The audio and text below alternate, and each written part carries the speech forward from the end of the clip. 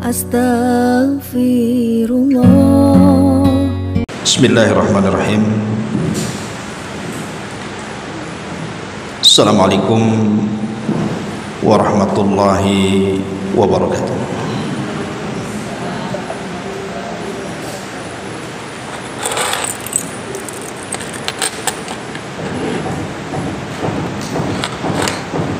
Alhamdulillah wassalatu wassalamu ala Rasulillah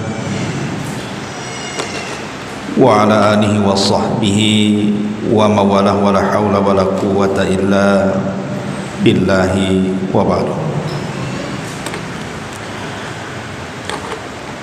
Alhamdulillah, segala puja dan puji hanya milik Allah subhanahu wa ta'ala.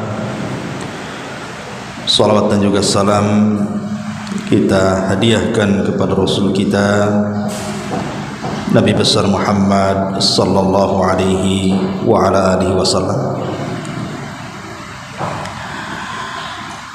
Baik, kita lanjutkan kajian kita, masih membahas tafsir surah An-Nazi'at. Kita baca ayatnya. A'udzubillahi minasyaitonirrajim. Bismillahirrahmanirrahim. Wan nazi'ati gharqa wan nashitati nashta was sabihati sabha fas sabiqati sabqa fal mudabbirati amra. Demi malaikat yang mencabut nyawa dengan keras, demi malaikat yang mencabut nyawa dengan lemah lembut, demi malaikat yang turun dari langit dengan sangat cepat, demi malaikat yang mendahului dengan sangat kencangnya, dan demi malaikat yang mengatur urusan dunia. Kemarin kita sudah menjelaskan dua ayat pertama dalam surah An-Nazi'at. Kita masuk pada ayat ketiga dan seterusnya. Di sini Allah Subhanahu wa taala mengatakan was-sabihati sabha, demi malaikat yang turun dari langit dengan sangat cepatnya.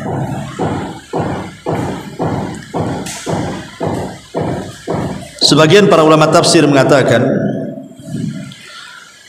maksudnya malaikat yang turun dari langit ke bumi dengan cara cepat ini, mereka adalah para malaikat pencabut nyawa.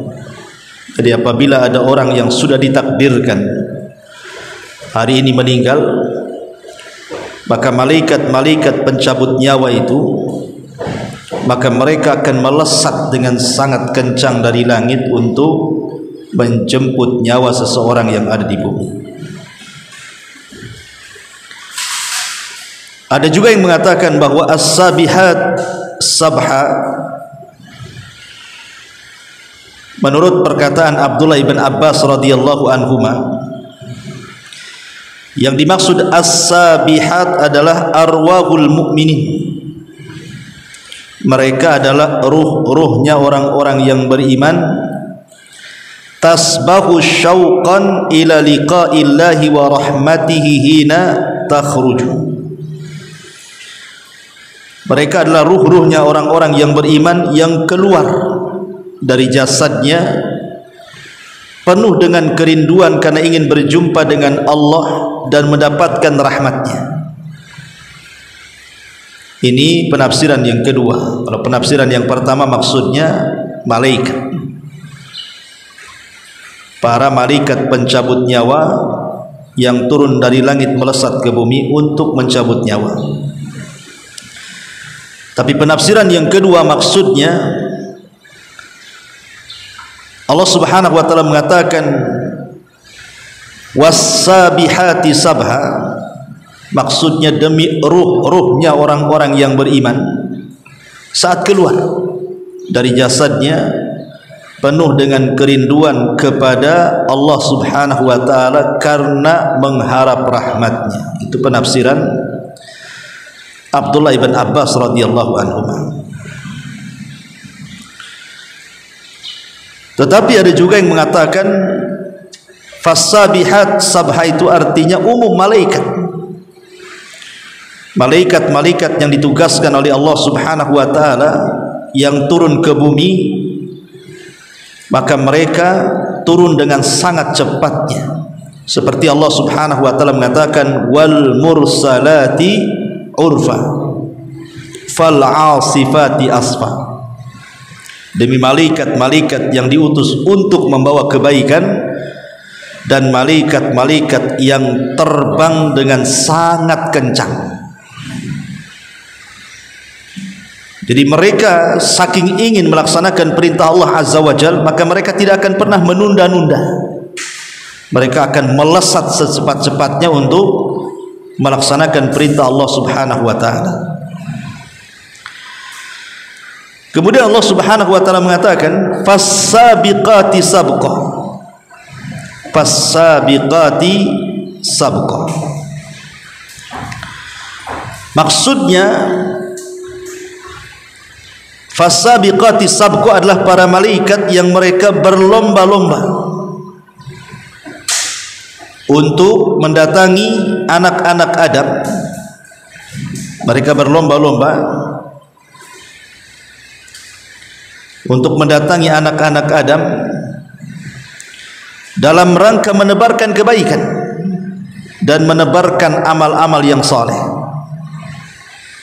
Jadi mereka berlomba-lomba mempengaruhi anak Adam supaya melangkahkan kaki mereka ke tempat-tempat ta'lim, ke tempat-tempat ibadah, melangkahkan untuk bersedekah, bersilaturahim. Pokoknya malaikat berusaha berlomba-lomba satu dengan yang lainnya mengajak anak Adam untuk berbuat kebaikan. Kemudian Allah Subhanahu wa taala mengatakan fal mudabbirati amra. Fal mudabbirati amra, demi malaikat yang mengatur urusan di dunia. Maksudnya adalah al-malaika yanziluna bitadbiri min indillahi azza wa jalla. Mereka adalah para malaikat yang memang ditugaskan Allah azza wa jalla untuk mengatur kehidupan di bumi. Entah menciptakan tsunami, menciptakan gempa, menciptakan gunung meletus, atau menyuburkan tanaman, macam-macam tugas malaikat itu, membawa hujan dan yang semacamnya. Dan ini ditunjukkan dalam sebuah hadis Nabi sallallahu alaihi wasallam dari Nawas ibn Sam'an radhiyallahu anhu. Idza arada Allahu an yuhiya bil amri takallama bil wahyi. Jika Allah Subhanahu wa taala hendak mewahyukan sesuatu perintah, maka dia pun berfirman dengan wahyunya. Akhadatis samawat min khurajfah, sehingga langit akan bergetar apabila Allah hendak mewahyukan sesuatu, karena takutnya langit itu kepada Allah Azza wa Jalla. Fa idza sami'a dzalik ahlus samawati sa'iku, apabila penduduk langit mendengar ketika Allah hendak mewahyukan sesuatu, seluruh malaikat yang ada di langit pingsan. Tidak ada yang tidak pingsan, semua pingsan. Wa kharru lillahi sujjadan, dan mereka pun tersungkur sujud kepada Allah Azza wa Jalla. Fayakunu awal man yarfa ra'sahu Jibril, maka yang pertama kali yang siuman adalah Jibril. Fayukallimuhu Allahu min wahyihi bima arada, maka Allah pun mulai mewahyukan kepada Jibril tugas-tugas yang akan diberikan kepada para malaikat, dan tidak ada yang mendengar kecuali Jibril saja, karena semua pingsan. Setelah kemudian Allah selesai menugaskan kepada Jibril, barulah seluruh malaikat yang ada di langit semua siuman. Maka ketika Jibril kemudian turun ke malaikat para pemikul arsy Allah Azza wa Jalla, maka semua malaikat yang ada di situ bertasbih semua kepada Allah. Kemudian turun ke langit ke-7 semua malaikat bertasbih, ke langit ke-6, ke-5, ke-4, ke-3, ke-2 sampai ke-1 semua bertasbih. Barulah kemudian malaikat-malaikat yang ada di langit pertama berkata kepada Jibril, "Madza qala rabbuna ya Jibril?" Apa titah perintah Rabb kami wahai Jibril? Apa yang harus kami lakukan wahai Jibril? Maka Jibril mengatakan, qala al-haq, sebuah kebenaran, sebuah perintah dari Allah Azza wa Jalla.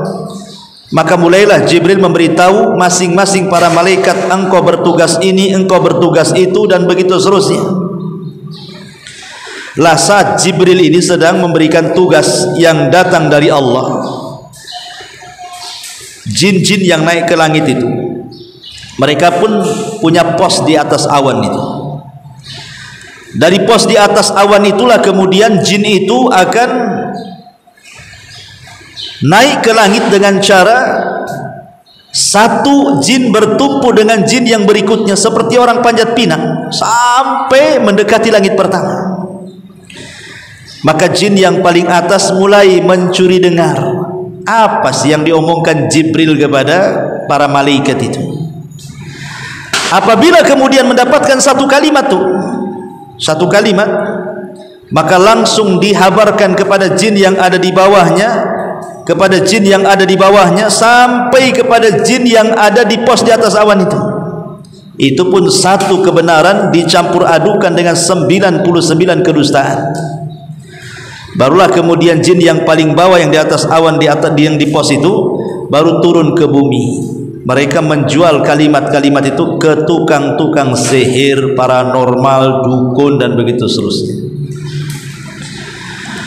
Lah ketika para malaikat ini, mereka kemudian diberikan tugas oleh Allah lewat malaikat Jibril, maka setelah Jibril mengucapkan tugas mereka, maka mereka melesat dari langit ke bumi dengan sangat kencang. Kemudian mereka berlomba-lomba untuk mengerjakan perintah Allah, dan mulailah mereka mengatur kehidupan yang ada di bumi itu. Itulah makna fassabihati sabha fassabiqati sabqa falmudabbirati amra. Ma'asyiral muslimat yang dimuliakan Allah Azza wa Jalla, kalau kita perhatikan surah An-Nazi'at dari ayat pertama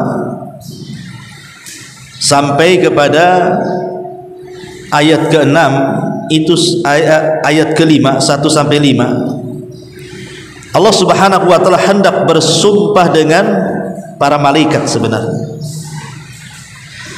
Maka di pagi menjelang siang ini kita akan mencoba menguak tentang alam para malaikat, biar kita lebih jelas lagi siapa malaikat ini, bagaimana kehidupan mereka, apa tugasnya. Ma'asyiral muslimat yang dimuliakan Allah Azza wa Jalla, keberadaan malaikat itu sesuatu yang hak adanya, tidak mungkin kita ingkari. Walaupun malaikat itu jenis makhluk yang gaib bagi kita, kita tidak bisa melihat mereka, tapi mereka bisa melihat kita. Tapi keberadaan mereka bisa kita rasakan. Keberadaan mereka itu bisa kita rasakan. Seperti ibu nih merasakan angin, kan ibu terasa tuh anginnya, tapi kan tak tampak angin kayak apa bentuknya, tapi kan terasa anginnya. Begitulah para malaikat. Walaupun tidak tampak bentuk malaikat, tapi kita rasakan keberadaan mereka ada di sekitar kita. Dari mana kita tahu bahwa malaikat itu ada dan ada di sekitar kita? Dan bagaimana cara merasakannya? Cara merasakannya ketika ibu dalam hatinya tergerak untuk melakukan kebaikan. Ah, saya ingin ngaji. Itu dorongan siapa? Malaikat. Ah, ingin sholat duha, ingin sedekah, ingin silaturahim, ingin berbuat baik, tidak mau maksiat, dan begitu seterusnya. Itu sebenarnya dorongan malaikat itu. Begitu juga keberadaan jin di sekitar kita pun bisa kita rasakan. Ketika ada dorongan-dorongan jahat kepada kita untuk melakukan maksiat, untuk melakukan perbuatan dosa, berarti di situ ada dorongan setan. Nah, itulah bentuk bagaimana kita bisa merasakan keberadaan para malaikat itu. Ma'asyiral muslimat yang dimuliakan Allah Subhanahu wa taala. Para malaikat ini, Bu, mereka memiliki bentuk. Walaupun kita tidak bisa melihat mereka, tapi mereka ada bentuknya. Disebutkan dalam surah Fatir ayat 1. Allah Subhanahu wa taala mengatakan, alhamdulillah fatiris samawati wal ardi ja'ilil malaikati rusulan uli ajnihatin mathna wa thulatha wa ruba' yazidu fil khalqi ma yasha' innallaha ala kulli syai'in qadir. Segala puji bagi Allah yang menciptakan langit dan bumi, yang menjadikan malaikat sebagai utusan-utusannya yang mempunyai sayap. Jadi malaikat itu bentuknya punya sayap. Masing-masing sayap ada yang memiliki 2 sayap, ada yang memiliki 3 sayap, ada yang memiliki 4 sayap. Allah menambahkan pada ciptaannya apa yang dikehendakinya, artinya bisa lebih daripada 4, 5, 6, 7, 10 sampai kepada sayap terbanyak dari seluruh malaikat adalah sayapnya Jibril. Berapa? 600 sayap. Itulah malaikat yang paling banyak sayapnya adalah Jibril, karena memiliki 600 sayap. Dan sungguh Allah Maha Kuasa atas segala sesuatu. Dari mana kita tahu bahwa Jibril memiliki 600 sayap? Abdullah ibn Mas'ud radhiyallahu anhu mengatakan, anna Nabiy sallallahu alaihi wasallam ra'a Jibril lahu 600 janah. Nabi pernah melihat Jibril, dan Nabi melihat Jibril memiliki 600 sayap. Hadis ini dikeluarkan Imam Bukhari. Kemudian riwayat yang lain, ra'a Rasulullah sallallahu alaihi wasallam Jibril fi suratihi lahu 600 janah qad saddal ufuq. Nabi sallallahu alaihi wasallam melihat Jibril dalam wujud aslinya, beliau memiliki 600 sayap yang menutup ufuk. Apa menutup ufuk itu maksudnya? Maksudnya satu sayapnya Jibril itu bisa menutup bumi dari langit itu. Jadi kalau kita melihat ke depan, sayap Jibril, tengok ke belakang, ke atas, sayap Jibril, ke kanan ke kiri, sayap Jibril, seolah-olah sayap Jibril itu terbentang mulai terbit matahari sampai tenggelam. Itu satu sayap Jibril ya. Bagaimana 600 sayap kan itu? Berarti Jibril itu besar sekali. Sayapnya saja sepanjang itu. Bahkan Nabi SAW pernah diizinkan untuk menggambarkan malaikat pemikul arsy. Kata Nabi SAW, Allah mengizinkan diriku untuk menggambarkan malaikat pemikul arsy Allah Subhanahu wa taala. Seperti apa bentuk malaikat pemikul arsy itu? Kata Nabi SAW, malaikat pemikul arsy itu badannya terus menjulang ke langit.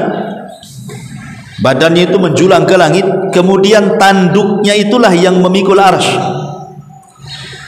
Sementara kakinya menembus langit pertama, dari langit ke-7 sampai langit pertama, sampai menembus dasar bumi yang paling dalam.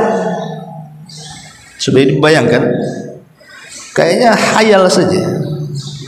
Kok ada malaikat sebesar itu, kakinya berada di dasar bumi yang paling dalam, kemudian menjulang badannya ke langit, melewati langit pertama, kedua sampai ke-7, sampai ke arah, sampai ke kursi, sampai ke Sidratil Muntaha, sampai melewati surga, sampai ke arsy. Baru tanduknya itu memikul arsy. Kalau bukan Nabi SAW yang menceritakan, ya tentu ini kayak macam hayalan saja. Tapi hadis ini sahih. Nabi diizinkan untuk mensifati malaikat pemikul arsy, dan malaikat pemikul arsy bukan satu. Malaikat pemikul arsy itu jumlahnya 8. Jadi jumlah malaikat pemikul arsy itu semuanya 8. Itu berdasarkan ayat Al-Qur'anul Karim. Ma'asyiral muslimat yang dimuliakan Allah Subhanahu wa taala, bahkan dalam hadis Jabir bin Abdullah radhiyallahu anhuma, Nabi mengatakan, "Udzina li an uhadditsa an malakin min malaikatillahi azza wa jal min hamalatil arsy anna ma baina syahmati udhunihi ila atikihi masirata sab'umi'ati amin." Telah diizinkan kepadaku untuk menceritakan malaikat pemikul arsy, antara daun telinganya, antara daun telinganya dengan bahunya nih, jarak antara daun telinga dengan bahunya ini berapa? Masirah sab'umi'ati amin, perjalanan 700 tahun. Dari sini ke sini ibu jalan 700 tahun sampai di mana? Itulah jarak kuping dengan bahunya. Itu diantara bentuk malaikat. Ya, tetapi yang jelas bahwa bentuk malaikat mereka adalah makhluk yang bersayap. Makanya ketika Nabi SAW diperlihatkan dalam bentuk asli Jibril, Nabi ketakutan. Kemudian pulang dan berteriak kepada Khadijah, "Selimuti aku, selimuti aku." Akhirnya kemudian Khadijah pun menyelimutinya. Tidak cukup sampai di situ, kemudian Khadijah mempertemukan Rasul dengan Waraqah ibn Naufal. Apa kata Waraqah ibn Naufal? "Wahai Muhammad, makhluk yang kau temui adalah namus." Namus itu makhluk yang bersayap, itu maksudnya. Dan pernah turun kepada Musa dan juga Isa, engkau akan jadi nabi. Itu kata Waraqah ibn Naufal. Dari sini kita tahu bentuk malaikat seperti apa. Mereka makhluk yang bersayap, dan yang paling banyak sayapnya adalah malaikat Jibril, sittumi'ati janah, 600 sayap, ya. Adapun jumlah para malaikat, Bu, malaikat itu jumlahnya sangat banyak. Tidak ada yang tahu jumlah malaikat kecuali Allah Subhanahu wa taala. Dan itu difirmankan dalam Al-Quran. Allah Subhanahu wa ta'ala mengatakan, "Wa ma ya'lamu junuda rabbika illahu wa ma huwa illa dzikra lil bashar." Dan tidak ada yang tahu berapa jumlah para malaikat kecuali hanya Allah saja. Coba bayangkan dalam peristiwa Isra Mi'raj, Nabi kan naik ke langit, kemudian sempat singgah di Baitul Ma'mur. Baitul Ma'mur itu Ka'bahnya para malaikat. Dan Baitul Ma'mur dengan Ka'bah yang ada di bumi itu sejajar. Jadi kalau di bumi Ka'bahnya manusia, ya Ka'bah. Tapi kalau di langit Ka'bahnya para malaikat disebut Baitul Ma'mur. Disitulah tempat tawafnya para malaikat. Lah Rasul ketika peristiwa Isra Mi'raj itu diperlihatkan jumlah malaikat yang masuk setiap hari tawaf, kemudian selesai tawaf keluar dan tidak pernah kembali. Besoknya masuk dengan jumlah yang sama, 70.000 malaikat, kemudian tawaf, selesai tawaf kemudian keluar dan tidak pernah kembali. Kemudian besoknya datang malaikat baru dengan jumlah yang sama, kemudian tawaf, kemudian keluar dan tidak pernah kembali. Seperti itu ya tiap hari. Siapa yang tahu jumlah malaikat kalau begitu? Setiap hari ganti rombongan, jumlahnya sama lagi. Makanya tidak ada yang tahu jumlah para malaikat kecuali Allah Azza wa Jalla. Apalagi malaikat itu bukan seperti jin dan manusia, ada kelahiran, ada kematian, tidak ada. Malaikat diciptakan oleh langsung besar, langsung bertugas. Makanya kata Nabi SAW ketika peristiwa Isra Mi'raj itu, "Attatis sama wa huqqalaha anta'id." Kata Rasul, langit bergetar dan berhak langit untuk bergetar karena takut kepada Allah. Ternyata setiap 4 jari, kata Rasul, Di langit itu pasti ada malaikat yang berdiri bertasbih, ruku sampai sujud, dan itu dilakukan sampai kiamat. Jadi ada malaikat yang diciptakan oleh Allah itu dari mulai diciptakan dia sujud saja kepada Allah sampai kiamat. Ada yang ruku saja sampai kiamat. Ada yang berdiri bertasbih sampai kiamat. Karena malaikat memang diciptakan untuk itu. La ya'sunallah ma amarahum wa yaf'aluna ma yu'marun. Malaikat itu hanya menjalankan perintah Allah saja. Itu yang mereka tahu. Makanya hawa nafsu, malaikat tidak diberikan hawa nafsu. Mereka hanya diberikan unsur ketaatan saja. Lah karena kita tahu bahwa jumlah para malaikat itu banyak kan, banyak sekali, dan tidak ada yang tahu jumlahnya kecuali kepada Allah Subhanahu wa taala. Sehingga nama-nama malaikat yang disebutkan di dalam Al-Qur'anul Karim itu tidak banyak. Tetapi kita ahli sunnah wal jamaah tetap beriman dengan keberadaan para malaikat, walaupun para sebagian besar malaikat itu kita tidak tahu namanya. Dan yang tahu namanya kita imani seperti itu. Seperti umpamanya yang pertama Jibril, jelas dicantumkan dalam Quran kan gitu. Kemudian yang kedua Mikail juga dicantumkan dalam Quran. Kemudian Israfil juga dicantumkan dalam Quran. Namanya kan itu. Kemudian malaikat maut juga dicantumkan dalam Al-Quran. Allah mengatakan wa nadau ya Malik, dan mereka penduduk neraka memanggil-manggil wahai malaikat Malik. Berarti kan ada dalam Quran namanya malaikat Malik. Kemudian juga malaikat Ridwan sebagaimana disebutkan dalam hadis. Kemudian juga malaikat Munkar dan Nakir sebagaimana disebutkan dalam hadis. Kemudian Harut dan Marut. Harut dan Marut ya. Bagi yang berpendapat Harut dan Marut itu malaikat sebagaimana disebutkan dalam surah Al-Baqarah. Kemudian malaikat maut. Malaikat maut disebutkan dalam Quran. Adapun malaikat maut namanya Ajazil. Ajazil ini tidak ada dalam Quran, tidak ada dalam hadis Nabi. Itu bahasa Israiliyat, bahasa yang tercantum dalam kitab Taurat. Malaikat maut disebut Ajazil. Tetapi Israel tidak ada. Israel itu penamaan ahli kitab. Kalau kita orang Islam jangan bilang Israel, tapi kita katakan malakul maut ya. Kemudian juga hamalatul arsy, malaikat-malaikat pemikul arsy bagaimana disebutkan dalam Al-Quran, jumlah mereka 8. Kemudian juga malaikat yang menggiring awan, kemudian menciptakan petir, menciptakan kilat ya. Itu sebenarnya pecut yang dibawa malaikat Ar-Ra'du namanya. Sebutkan dalam hadis ada malaikat namanya Ra'du yang menciptakan kilat itu. Itu disebutkan dalam hadis. Ya. Termasuk malakul jibal, malaikat penjaga gunung, disebutkan dalam hadis ketika Rasul ke Taif, kemudian dilempari batu, kemudian Jibril membawa 2 malaikat penjaga gunung dan mengatakan, ya Rasul, perintahkan saja nih 2 malaikat gunung ini biar gunungnya ditimpakan kepada orang Taif itu. Tapi Rasul mengatakan jangan. Allahumma hdi biqaumin fa innahum la ya'lamun. Jangan.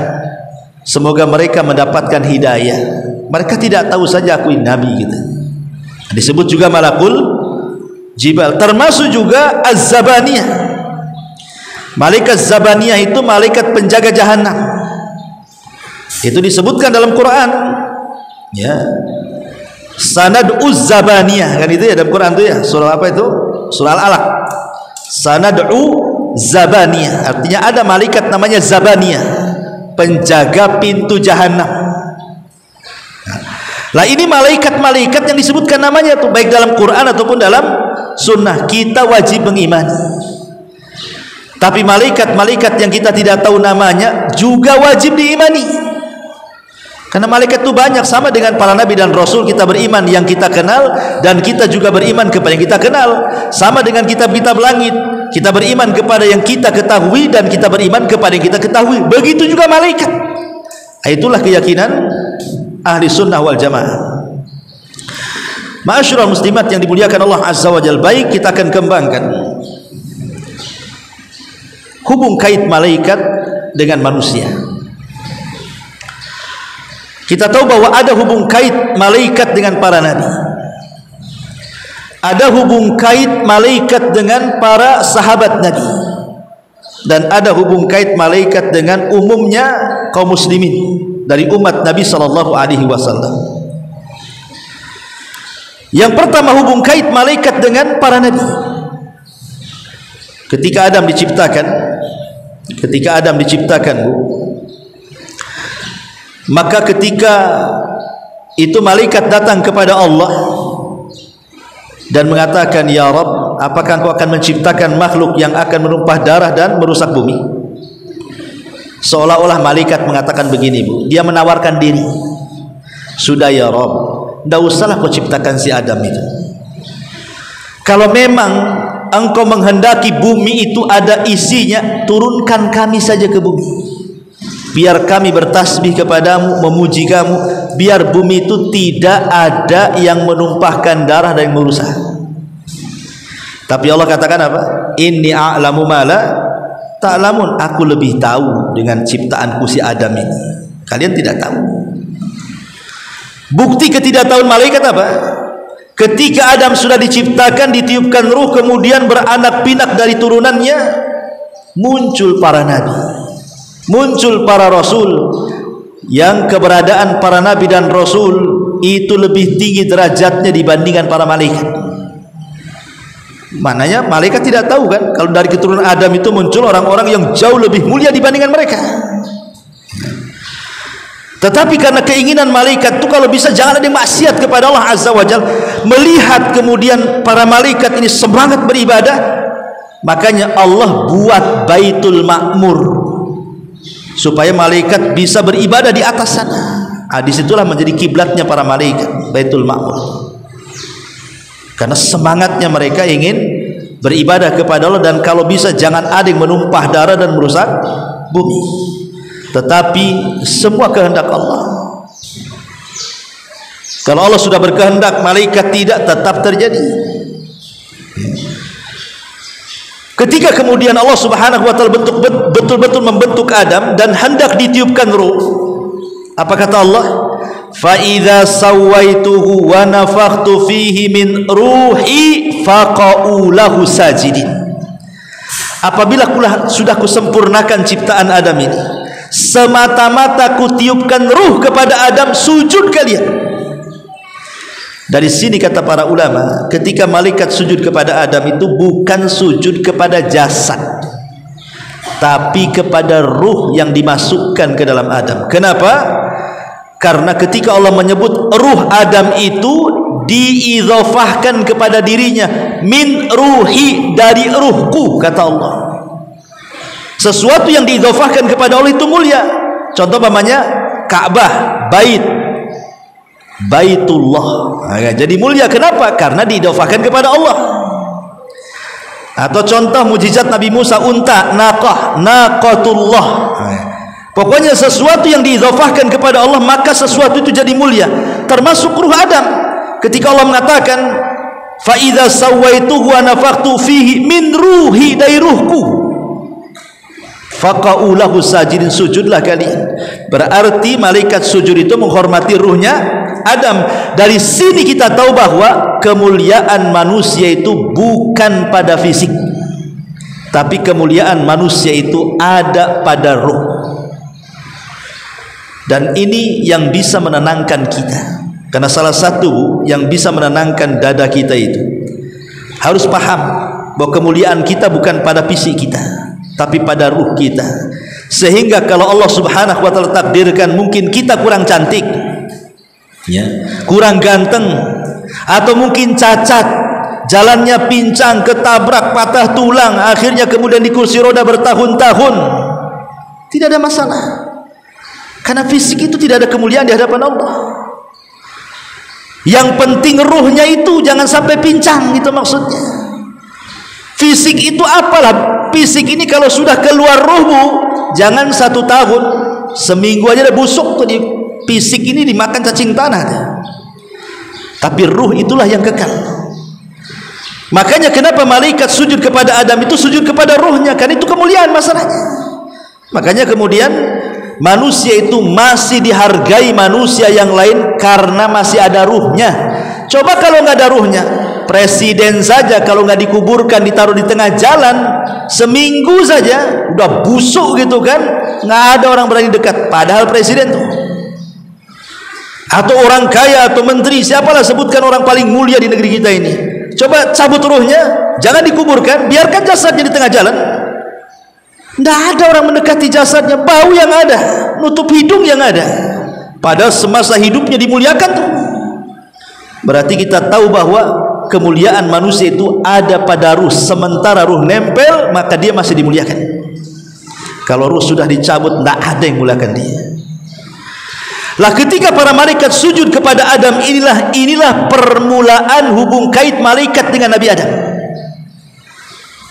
Inilah hubung kait malaikat dengan manusia. Inilah ketika malaikat sujud kepada Adam, disitulah terjadi hubung kait pertama kali.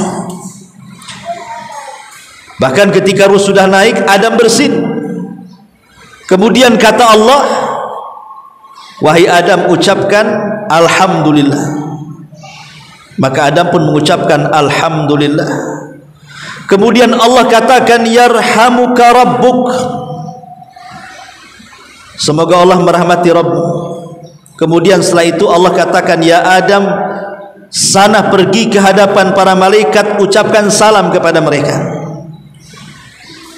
Maka kemudian Adam pun menghadap para malaikat dan mengucapkan salam. Kemudian malaikat menjawab salam. Kemudian Allah mengatakan, itulah tahiyatmu dan tahiyat umatmu.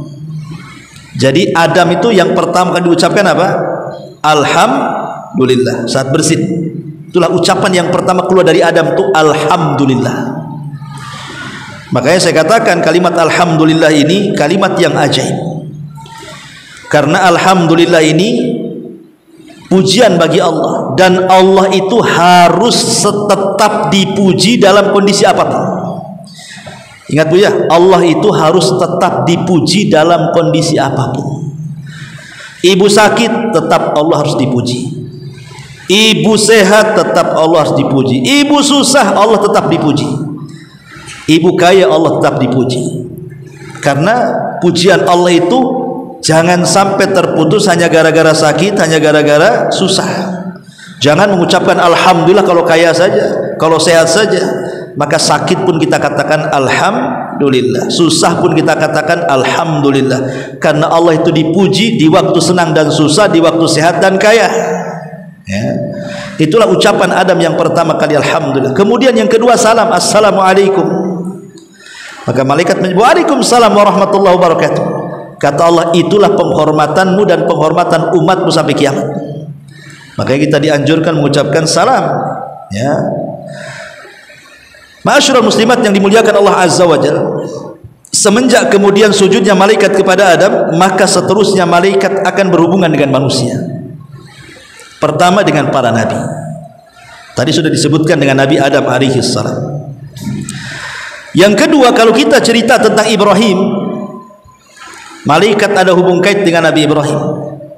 Kapan itu? Ketika 3 malaikat menjelma manusia kemudian bertamu kepada Ibrahim. Tugasnya 2, menghabar gembirakan akan kelahiran Ishak dan memberitahu Ibrahim bahwa kaum Sodom, kaum Lut, dan Lut itu kan keponakan Ibrahim, akan dihancurkan. Datang 3 malaikat ke rumah Ibrahim. Ibrahim itu terkenal orang yang suka jamu tamu. Bahkan dia manusia pertama yang mencontohkan bagaimana cara menjamu tamu. Sampai kalau kita bercerita biografi Ibrahim itu, dia punya penangkaran binatang, unta, kambing itu. Maka setiap ada tamu disembelihkan unta, kadang disembelihkan kambing. Setiap ada tamu. Jadi khusus punya peternakan hanya untuk menjamu tamu saja. Kalau saya bertamu ke ibu, paling tinggi aku gelas dari keluarga. Tidak mungkin juga punya ayam disembelih kan itu. Tunggu Ustaz, saya beli ayam dulu. Itu Ustaz. Gimana sesama umat? Jangan lama-lama katanya. Jangan lama-lama sebelum pergi gitu. Intinya bahwa Ibrahim ini ketika kedatangan malaikat sudah dimasakkan daging unta. Ketika dihidangkan, Malah tidak dilirik itu makanannya, dikasih minuman nggak dilirik. Bahkan malaikat menatap wajah Ibrahim, ketakutanlah Ibrahim, apalagi dia sudah tua, tamu-tamunya masih muda-muda kekar-kekar, jangan-jangan orang jahat kan itu.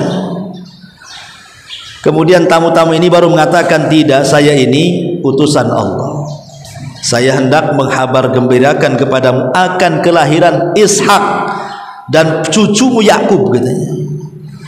Dan yang kedua, Allah mengutus untuk menghancurkan negeri Sodom.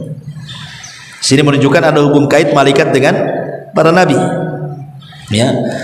Kemudian juga kisah yang kedua, kisah Nabi Lut.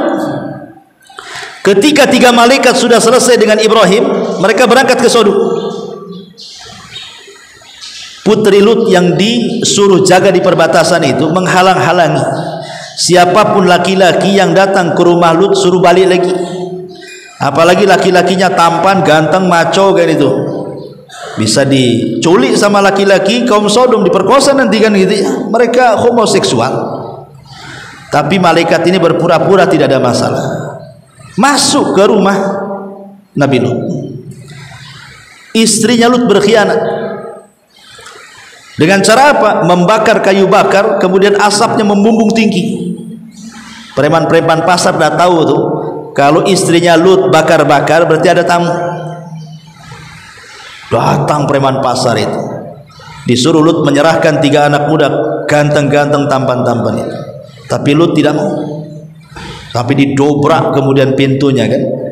Tetapi kemudian malaikat mengatakan, jangan takut wahai Lut, kami ini malaikat katanya.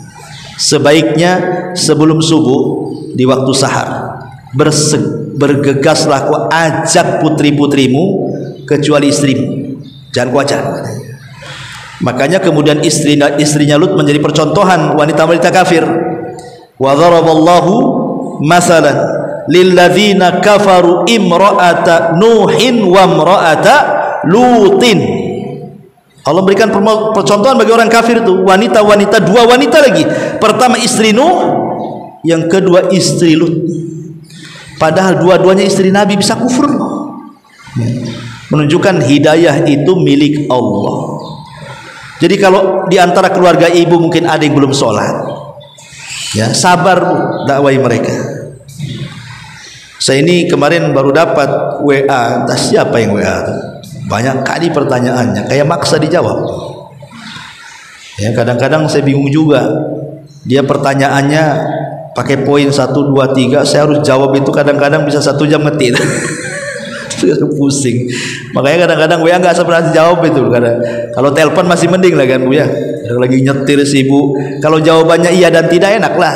Iya, tidak, saya jawab.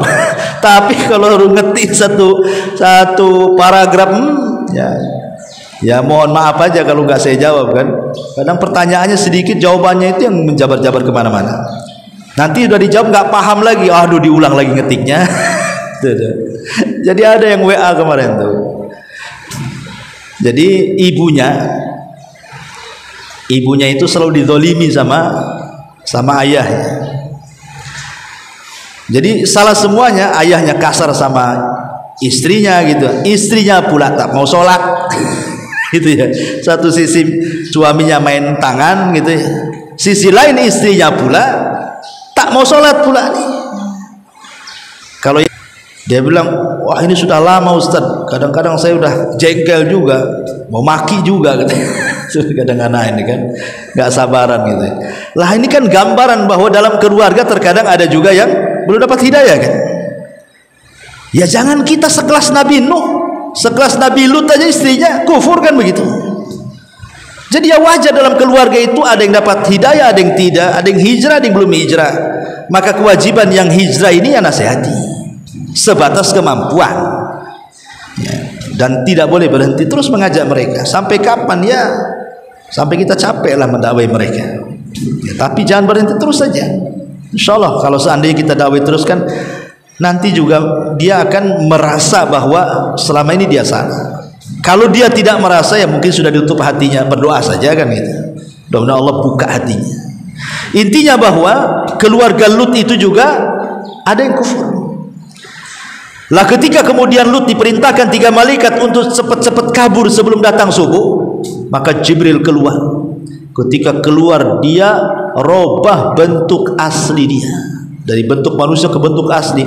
Kemudian sayapnya dihempaskan, itu orang-orang yang ngepung di sekitar lutut keluar matanya semua. Itu azab pertama. Kemudian Jibril mengatakan kepada Lut, cepat kau pergi, ingat syaratnya jangan kau lihat ke belakang, jangan kau dengar teriakan. Kabur akhirnya Lut dengan anak-anaknya. Istrinya ngikuti dari belakang. Istri tidak tahu, istrinya Lut ini, bahwa ada dua pantangan, jangan lihat ke belakang, jangan hiraukan suara dan teriakan. Jadi ketika kemudian Sodom diangkat, banyak teriakan, istrinya nengok ke belakang, kena azab dia. Maka yang selamat Lut dan anak-anak putrinya saja. Tapi dari sini kita tahu bahwa ada hubung kait malaikat dengan para nabi. Atau contoh yang lain, di mana Nabi Allah Daud alaihi salam, kita tahu Nabi Daud itu seorang raja plus nabi. Karena Daud ini kan dia membagi waktu masalahnya. Jadi tidak bisa setiap hari berhadapan dengan rakyat itu. Ada satu hari tidak boleh diganggu. Pokoknya walaupun rakyatnya butuh sesuatu, satu hari itu tidak mau diganggu dia. Padahal tidak boleh seorang raja seperti itu maksudnya. Akhirnya datanglah malaikat pura-pura punya masalah, naik ke dinding lagi ke istana Daud itu. Kemudian menceritakan soal persoalannya. Tapi ketika itu Daud tergesa-gesa memberikan fatwa, akhirnya salah. Maka Daud pun ketika itu kemudian berusaha bertobat kepada Allah Subhanahu wa taala, dan akhirnya dia tidak mengkhususkan lagi satu hari itu untuk ibadah. Dia berikan kepada rakyatnya. Ya. Ma'asyiral muslimat yang dimuliakan Allah Azza wa Jalla. Kemudian juga contoh yang lain adalah malaikat mendatangi siapa? Maryam, Nabi Zakaria. Nabi Zakaria didatangi malaikat, kemudian dihabar gembirakan akan kelahiran Yahya. Dan di zaman itu belum ada nama manusia namanya Yahya kecuali putra Zakaria. Kalau sekarang ya banyak Pak Yahya, mana-mana Pak Yahya di sana. Zaman dulu tidak ada Yahya, cuma satu, putra Zakaria. Ya. Malaikat datang, ya, ada hubung kait antara malaikat dengan Nabi Zakaria kan. Termasuk juga dengan Maryam. Dengan Maryam kan itu, dan Isa yang masih kecil. Ketika kemudian satu hari Maryam itu kan nggak pernah keluar dari mihrabnya. Memang wanita suci, betul-betul ahli ibadah. Satu hari dia buang hajat. Itulah saat buang hajat dihadang oleh laki-laki sak tampan-tampannya, basyaran syawiyah, ke dalam surah Maryam itu, laki-laki yang sangat-sangat tampan. Tapi Maryam tidak tergoda dengan laki-laki itu dan mengatakan, inni a'udzu birrahman in kunta taqiyya. Aku berlindung kepada Allah, kalau engkau memang dasarnya orang takwa, nyingkir kau dari aku, katanya. Nah, tengok ya kan, itulah Maryam. Tapi kemudian Jibril beritahu, saya ini Jibril, utusan Allah, menghabar gembirakan engkau akan punya anak. Kemudian Jibril menitipkan ruh di sakunya. Akhirnya sakunya kemudian masuk di farjinya, masuk ke rahimnya. Dari situlah kemudian Maryam semakin hari membesar. Akhirnya setelah 9 bulan lahirlah Isa bin Maryam. Ya. Dari sini ada hubung kait malaikat juga dengan wanita-wanita salihah di zaman itu dengan para nabi. Bahkan dengan Nabi Shallallahu Alaihi Wasallam juga sama. Jadi zaman Nabi Shallallahu Alaihi Wasallam ada sahabat namanya Dihyatul Kalbi. Dihya al-Kalbi itu sahabat yang paling ganteng dari sahabat-sahabat Muhajirin. Jadi Jibril kalau datang menemui Rasul itu pasti akan membentuk dirinya sebagai Dihyatul Kalbi. Jadi satu hari setelah perang Ahzab, Rasul berbincang dengan Dihya. Aisyah nampak dari jauh, disangka Dihya. Cuman masalahnya Aisyah heran, kenapa Dihya di atas kuda, Rasul pula di bawah. Ini kan kurang adab gitu ya, harusnya kan turun dia dari kuda kan. Ketika lama berbincang-bincang, setelah selesai tiba-tiba kemudian Rasul masuk ke rumah. Aisyah bertanya, aku lihat kau berbincang dengan Dihya dan Dihya di atas kuda. Kata Rasul, bukan Dihya itu Jibril, dia menitip salam sama kamu, katanya. Karena ketika itu Jibril menemui Nabi, kenapa? Jibril marah. Gara-gara setelah menang perang Ahzab, Rasul langsung pulang mencopot baju besinya, langsung mandi. Maka Jibril mengatakan, "Hei Muhammad, para malaikat belum ada yang mencabut pedangnya," katanya. "Kenapa kau letakkan pedangmu?" katanya. "Sarungkan kembali baju perangmu, ambil pedangmu, gempur Bani Quraidah," katanya. "Jangan sholat asar di jalan kecuali sampai di Bani Quraidah." Ini ada hubung kait malaikat dengan Nabi. Ya, Nabi kita Muhammad SAW. Apakah hanya sebatas dengan Nabi? Tidak. Dengan para sahabat Nabi SAW pun malaikat itu berhubungan. Contoh namanya kisah Usaid ibn Hudhair. Usaid ibn Hudhair ini sedang baca Quran tengah malam. Kemudian anaknya Yahya sedang tidur, di sampingnya ada kuda. Setiap dia baca Quran, kudanya meringki. Setiap dia baca Quran, kudanya meringki. Kalau dia berhenti, kudanya juga berhenti. Kemudian dia melihat ke langit ada cahaya. Akhirnya dia tidak melanjutkan baca Qurannya. Kenapa? Karena takut dengan si Yahya putranya tertunjang kuda gitu ya. Lah keesokan harinya diceritakan sama Nabi. "Nabi, semalam saya membaca Quran, ini kuda tak mau diam. Saya takut kepada putraku si Yahya ini. Dan aku melihat ada cahaya yang melesat dari langit." Apa kata Rasulullah? "Ya Usaid, kalau engkau teruskan baca Quran, maka engkau akan melihat para malaikat yang turun dari langit menyaksikan bacaanmu," katanya. Itulah karomahnya Usaid ibn Hudhair. Atau contoh yang lain, Thalha bin Ubaidillah. Thalha bin Ubaidillah ini saat peperangan dia terkena sabetan pedang. Akhirnya kemudian berteriak, "Aduh," saking sakitnya. Rasul mendengar. Kata Nabi SAW, "Ya Thalha, kalau engkau ganti kalimat adu dengan Bismillah, tentu para malaikat akan mengangkat derajatmu sampai ke langit." Dan ini keutamaan baca basmalah, ya kan? Kemudian contoh yang kedua, Sa'ad bin Mu'adz, pemimpin Aus. Saat dia meninggal, 70.000 malaikat turun dari langit mengikuti jenazahnya. Dan arsy Allah bergegar karena kematiannya. Kemudian contoh yang lain, Handalah, ghasilul malaika. Handalah ini ketika perang lupa tak mandi junub. Allah takdirkan mati syahid. Dia belum mandi junub, mati syahid. Maka malaikat rebutan kepada ruhnya, kemudian berusaha untuk memandi besarkan ruhnya Handalah, sehingga Rasul mengatakan Handalah ghasilul malaika. Handalah orang yang dimandi besarkan malaikat. Jadi banyak kisah-kisah para sahabat itu yang ada hubung kait dengan para malaikat. Maksudnya ini kan individu, tapi yang sifatnya jamaah itu terjadi dalam peperangan. Contoh perang Badar. Nabi SAW manusiawi, takut kalah kan, karena belum pernah perang masalahnya. Malam-malam istighosa dengan Abu Bakar, sampai kemudian ridanya terbang. Kata Abu Bakar, "Sudah wahai Rasul, Allah sudah mengijabah."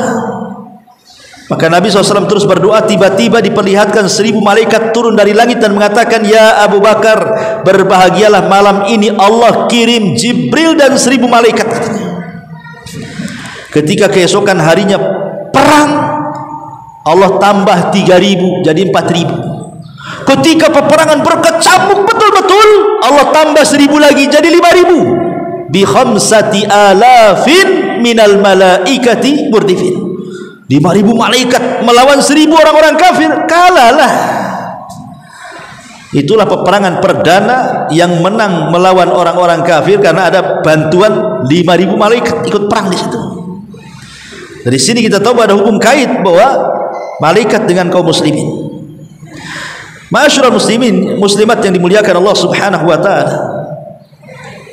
Termasuk juga bukan hanya dengan para nabi, dengan para sahabat, dengan kita juga sama. Ada hubung kait malaikat. Contoh nih, ibu-ibu datang ke sini. Ibu-ibu duduk di sini di majelis taklim ini ada hubung kait dengan malaikat. Karena Nabi SAW mengatakan, "Majtama'a qaumun fi baiti min buyutillah yatsluna kitaballah wa yatadarasunahu bainahum illa nazalat alaihimus sakinah wa ghasyiyatuhumur rahmah wa haffathumul malaika wa dzakarallahu fiman indah." tidaklah berkumpul sebuah kaum, di situ dibacakan Quran, di situ dibacakan hadis, di situ dipelajari Quran dan hadis, kecuali malaikat akan turun membawa ketenangan, membawa rahmat, dan mengepak-ngepakkan sayapnya, memintakan ampun kepada akan dosa-dosa kita yang di majelis ini, dan nama kita disebut-sebut di langit. Nah, bayangkan ini kan, hanya duduk di majelis taklim saja Bu, keutamanya luar biasa. Ustadz termasuk yang tidur, termasuk yang tidur, insya Allah. Gitu. Iya. Nanti minggu depan bawa bantal sekali. Intinya bahwa itu dengan kelompok ya, itu kan kelompok. Individu Bu, ibu tidur nih malam-malam. Kemudian sebelum tidur ibu berwudu kemudian tidur. Itu kalau ibu berwudu kemudian tidur, artinya tidur setelah wudu, maka Allah akan kirim 2 malaikat yang akan berdiri samping kiri kanan kita itu saat tidur. Jadi setiap badan kita berguling ke arah kanan, malaikat sebelah kanan mengatakan Allahumma gfirlahu, Allahumma arhamhu, ya Allah ampunilah orang ini, rahmati orang ini. Ketika jasad kita berguling ke arah kiri, sebelah kiri juga malaikat mengatakan sama, ya Allah rahmati orang ini, ya Allah ampuni orang ini. Bayangkan, tidur diampuni dosanya hanya gara-gara wudu sebelum tidur tuh.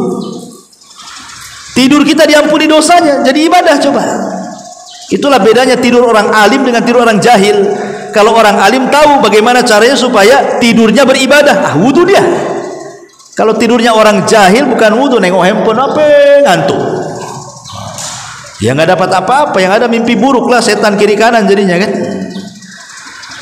Itu contoh kan, malaikat juga ada hubung kait dengan kita. Saat tidur pun ikut-ikutan kan. Bahkan ada malaikat-malaikat itu yang Allah katakan hafizun, malaikat penjaga kita. Kayak ibu ini tidur di lantai, mau siang, mau malam, mau sore, alhamdulillah kan, tidak ada satu semut yang balas dendam kan. Ada semut yang balas dendam? Nggak ada, karena semut disapu sama ibu sampai keluar gitu ya. Tiba-tiba ibu tidur, akhirnya sekelompok semut masuk ke hidung, masuk ke telinga ibu. Nggak ada. Ya. Siapa yang menjaga ibu? Para malaikat. Malaikat tuh yang menghalau semut, jangan kau sini gitu maksudnya. Itulah yang Allah katakan wa inna alaikum lahafidun. Ya Allah kirimkan para malaikat hafadhah, penjaga-penjaga gitu. Ma'asyiral muslimat yang dimuliakan Allah Azza wa Jalla, termasuk juga ibu, jangan disangka malaikat itu datang kepada kita itu membawa kebaikan. Ada juga malaikat yang datang itu membawa keburukan kepada kita tuh. Maksudnya apa membawa keburukan kepada kita itu? Jadi malaikat-malaikat ini ditugaskan oleh Allah Subhanahu wa taala kepada kita itu hanya untuk melaknat kita. Jadi tugasnya didatangkan hanya habis ketemu kita dilaknatnya kita habis-habisan di situ. Seperti contohnya siapa? Contohnya ibu diajak berhubungan dengan suami di malam hari. Kemudian banyak alasan lah, ibu capek lah, habis ngepel, habis nyapu, habis ini malas, ngantuk. Maka ibu didatangkan malaikat khusus melaknat ibu lagi tidur, dimaki-maki itu sampai subuh.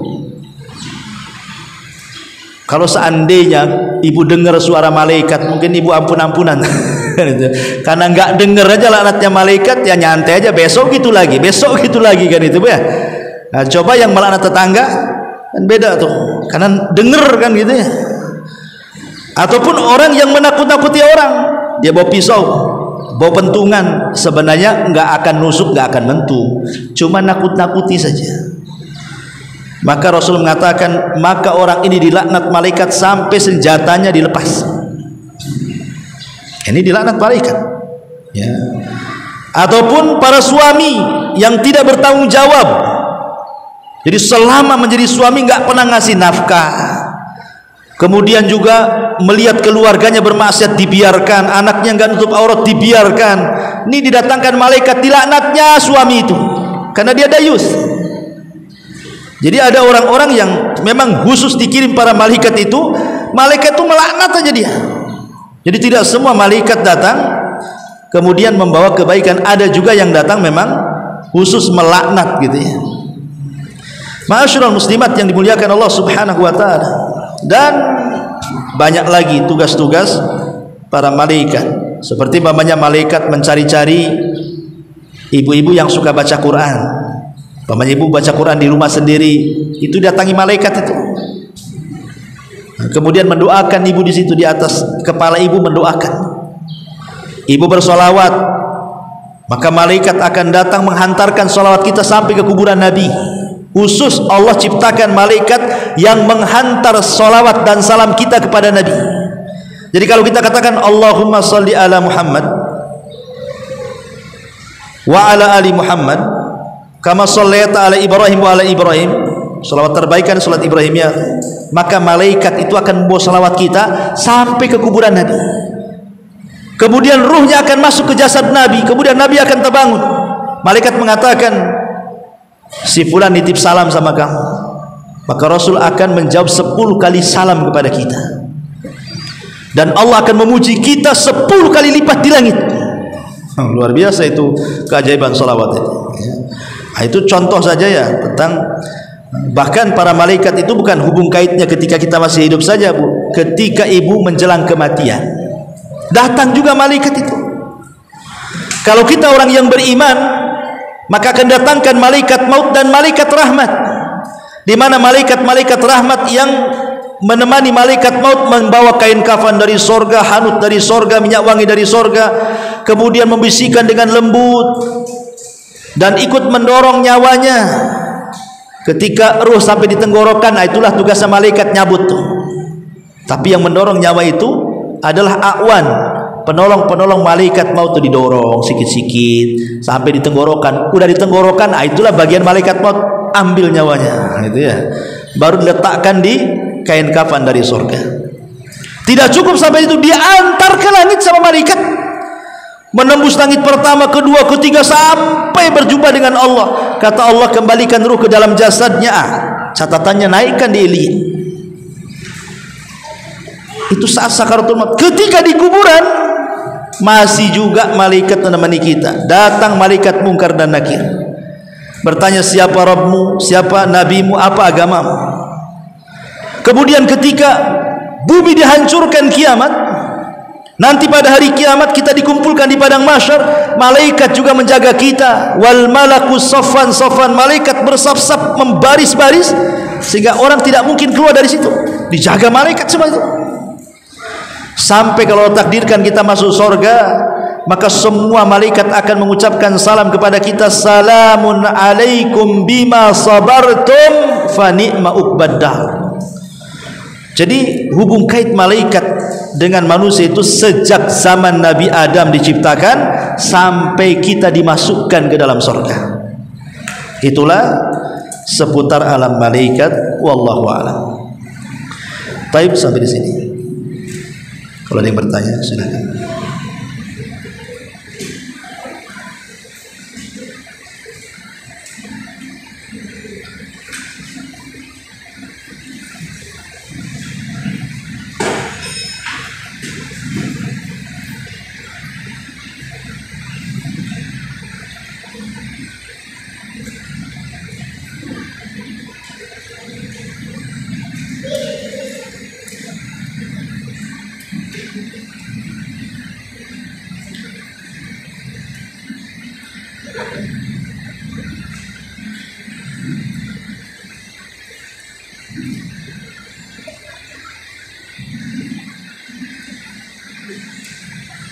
Ada? Oke.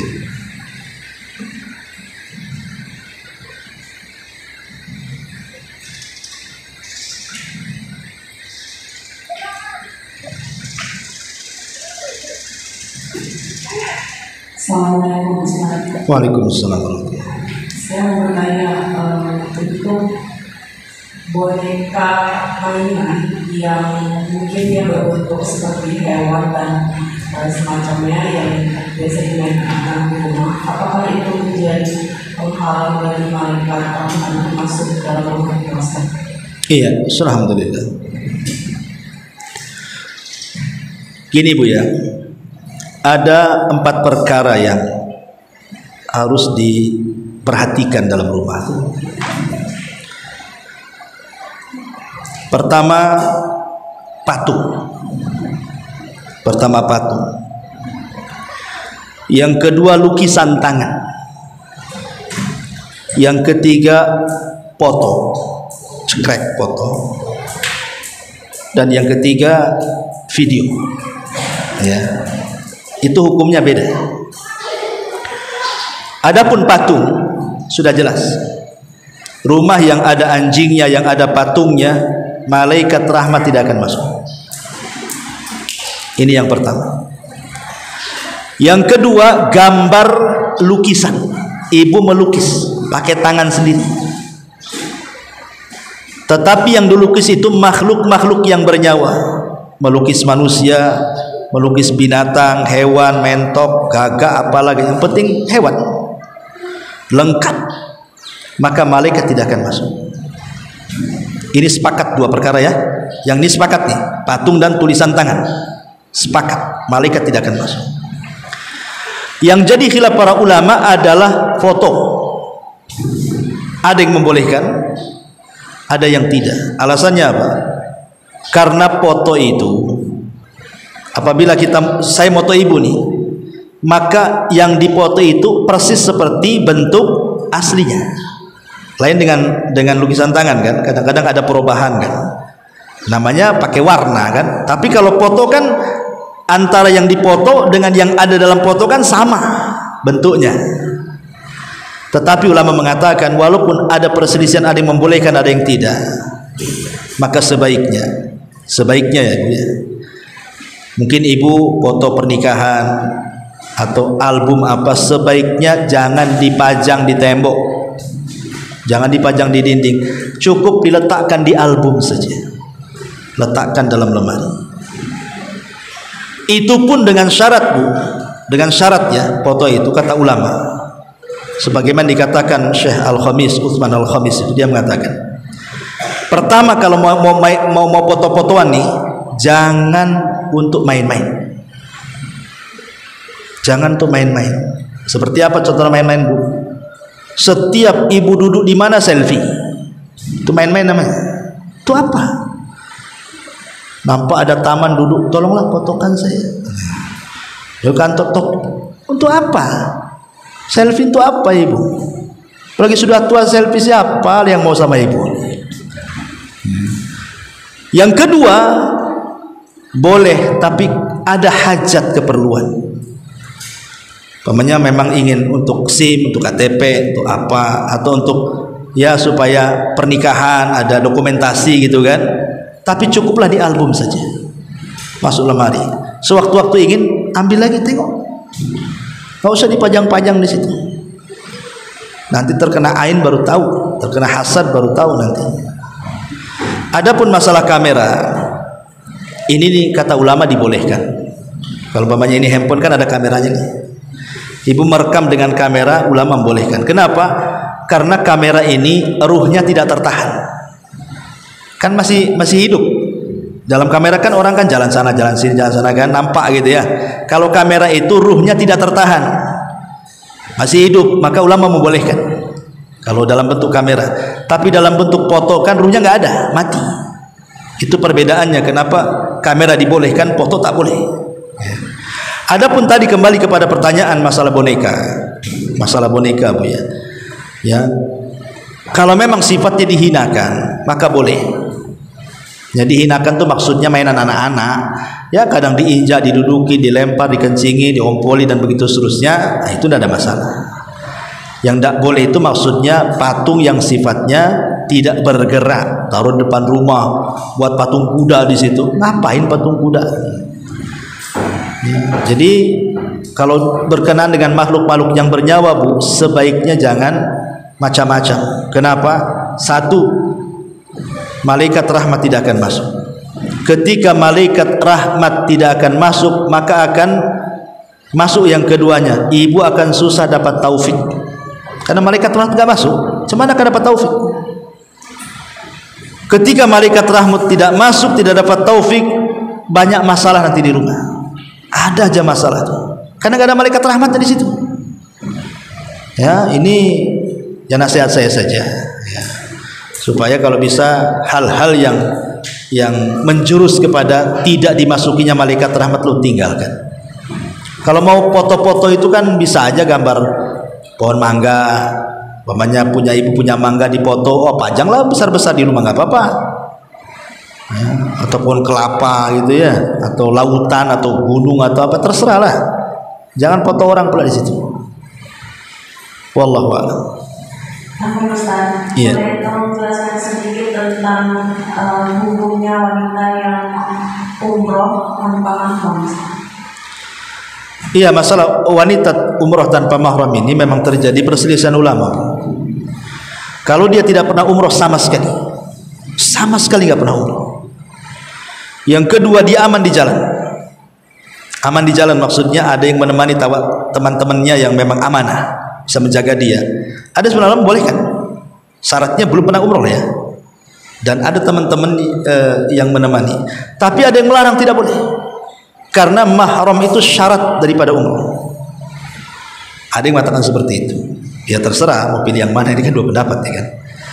Ya, bagi yang membolehkan yaitu syaratnya satu, belum pernah umroh dan dia kepengen umroh, dan ada teman-teman yang bisa menjaga dia sehingga pulang pergi tidak ada masalah, dia yakin 100% tidak akan ada masalah dengan dia, berangkat. Ini yang bolehkan.